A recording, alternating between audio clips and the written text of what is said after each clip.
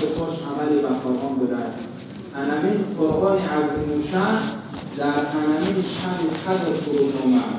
همین بزرگی شب قدر، همین شبی که ما از غروب آفتاب تا برآمدن صبح با یک محبت، با یک عشق، با یک محبت دوستداری این شب قدردانی میکنه، این شب بیداری میکشیم. نه تنها ما، در تمام اطراف و اکناف روی دنیا مردمی که به خدا باور دارند، پیغمبر و پیغمبریش اعتراف دارند، به قرآن پیرو هستند، این شب در روی زمین بزرگداشت میکنند، قدر این شب میدونند. این شب به طاعت و عبادت و به ذکر خدا و به تسبیح و به الحمدلله و به الله اکبر و به خواندنی های قرآن و به صحبت های خدا و پیامبر سپری میکنند. از این سبب مسلمان باید قدر این شب میداند. پیامبر صلی الله علیه و سلم به خاطری که همین شب از من سپری نشود، همین لحظه ها را از دست ندم، پیامبر 10 شب بیدار خوابی بکشیدن، نه تنها یک شب. به خاطری که پیامبر میگه همین شب قدر در همین 10 شب قرار دارد. تا اینکه همین 10 شب از من فوت نشود، پیامبر صلی الله علیه و سلم 10 شب اخیر ماه مبارک رمضان بیدار خوابی میکشیدند. همسراشا، دختراشا، فرزنداشا نمیگذاشتن خواب کنند. میگفت میدانی این شب چقدر ارزش دارد، چقدر قدر قیمت دارد، چقدر در نزد خدا این شب قیمت دارد. عبادت این شب، تسبیح این شب، ذکر این شب، بیدارخوابی این شب، یک سبحان الله میگویی، اگر تصور کن کسی این شب به نماز بگذراند، گویا که 84 سال در حالت نماز سپری کرد. این فضیلت کدام امت دارد؟ این یکی از مهربانی های الله مهربان برای امت پیغمبر صلی الله علیه و سلم است. ما نگیم که امت حضرت نوح 1000 سال عمر دید، امت حضرت موسی 800 سال عمر دید. چنان امتیازها گوییم چنان شانس‌های خدا و امت پیغمبر صلی الله علیه و سلم داره که والله یکان امت شانس‌ها را نداشتند، این امتیازها را نداشتند امت‌های گذشته. و همون خاطر مسلمان باید از این قرآن عظیم شان بهره داشته باشد. این قرآن حدی اقل تلاوت کرده بتونه. قسم به عظمتی و بزرگی الله که برای مخصوصا جوان مسلمان خیلی قرآن خوانده نتونه، قرآن تلاوت کرده نتونه.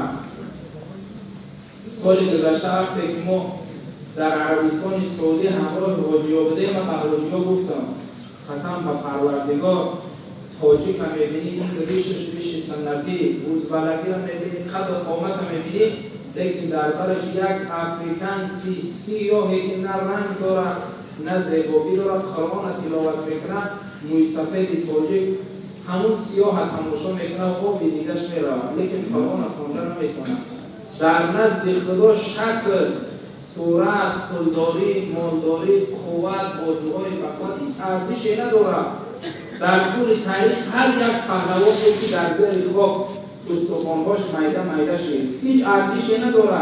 این الله لا ينظر الى صورکم، خدا میگه خدا به سوی صورت‌های شما نظر نمیکنه که کدام شما جوانی زیبا هستی، موی سری خوب داری، چهره خوب داری، لباس‌های قیمت‌بها پوشیده. قسم به عظمت پروردگار به سوی هیچ یکی از اینها نظر نمیکنه. حضرت عبدالله ابن مسعود کافرها میدیدن میخندیدن از این پاچک‌های خرابی که حضرت عبدالله ابن مسعود داشت، لیکن پیغمبر میدید چهرهش درخشان میشید. میگفت عبدالله ابن مسعود صحابه پیامبر صلی الله علیه و سلم عجیب خدمت‌هایی که در راه اسلام میکرد. عجیب میگفت اگر شما میخواهید قرآن واقعاً کما انزل، همون طوری که از جانب خدا نازل شده، اگر بخواهید که همون گونه تلاوت کنید با تمام ترتیب و تجوید و ترتیل و چگونه ای که از زبان خدا نازل شده، از حضرت عبدالله بن مسعود قرآن تعلیم بگیرید. حضرت عبدالله بن مسعود زیبایی نداشت، پول نداشت، مال نداشت، لیکن نزد خدا قدر داشت. از همین سبب برای در نزد خدا محبوب گشتن شرط نیست. شاید در دنیا انسان‌هایی باشند که در جامعه هیچ ارزشی نداشته باشند، کسی واسه اینها اهمیتی ندارد، کسی شاید با اونها سلام هم نکند.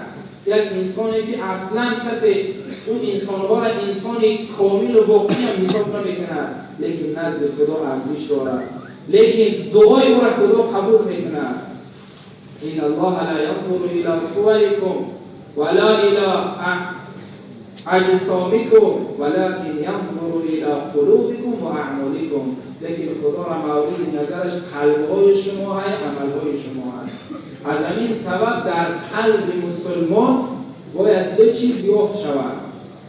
علما میگویند که انسان باید در بین دو چیز قرار داشته باشد.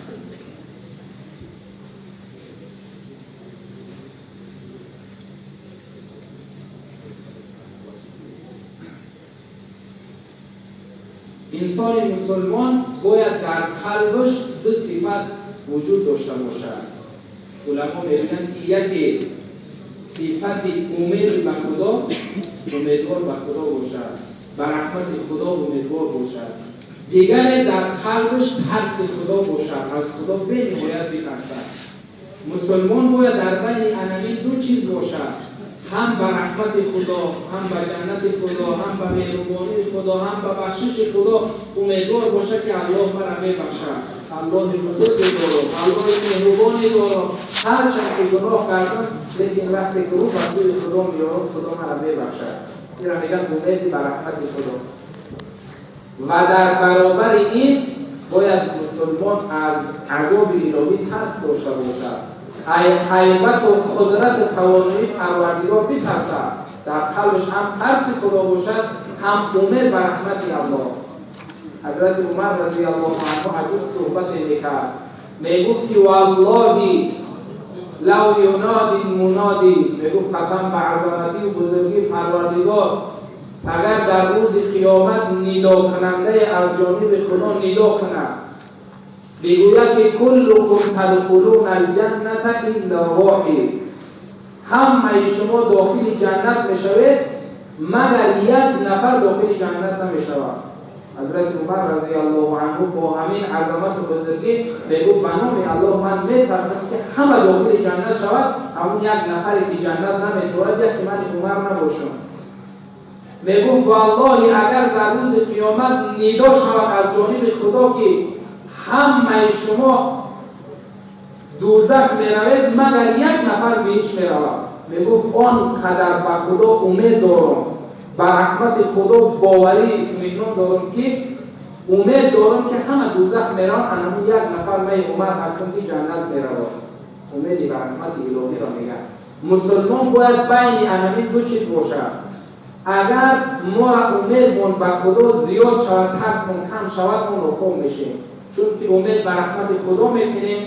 مانند این روزه اکثر فاسق‌ها و فاجرها و بینمازهایی که نماز نمیخوانند میگن خدا لطف شد، مسجد نمیآید میگه خدا بخشنده و مهربان است، روزه نمیگیره میگه خداوند گفت در دل دوستی خدا دارم، خدا مهربان است مرا میبخشد.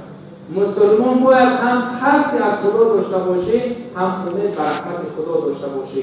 پیامبر صلی الله علیه و سلم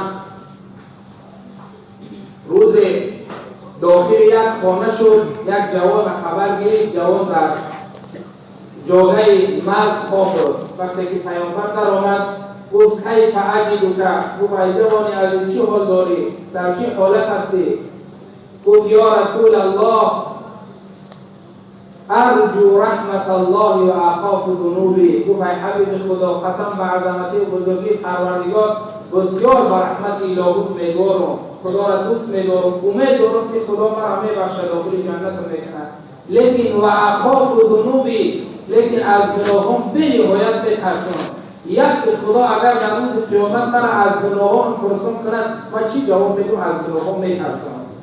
ولی امروز ما گناه میکنیم پروا نداریم، حتی گناه نمیدانیم، دروغ میگیم پروا نداریم، خیانت میکنیم پروا نداریم، دفترهای بیگانه را چشم چرانی میکنیم، نظر میکنیم، با تلفن ها نمیدونم ویدیوهای پخش و فاحشه و زنهای بی‌محرم و لنچ تماشا میکنیم، بار تصور نمیکنیم که اینها جوابداری دارند. روز قیامت خدا من کرا میپرسه، با گوشات موسیقی و چیزهای حرام گوش میکنیم، بار هم تفکر نمیکنیم این جوابداری دارد، روز قیامت دارد، حساب دارد، کتاب دارد، من نزد خدا چی جواب میدم؟ حتی پیامبران الهی حضرت آدم علیه السلام، حضرت نوح علیه السلام از روز قیامت ترس داشتند، خوف داشتند، می‌ترسیدند که یک روز قیامت خدا مرا در محکمه سعودی شد که من چی جواب میدم؟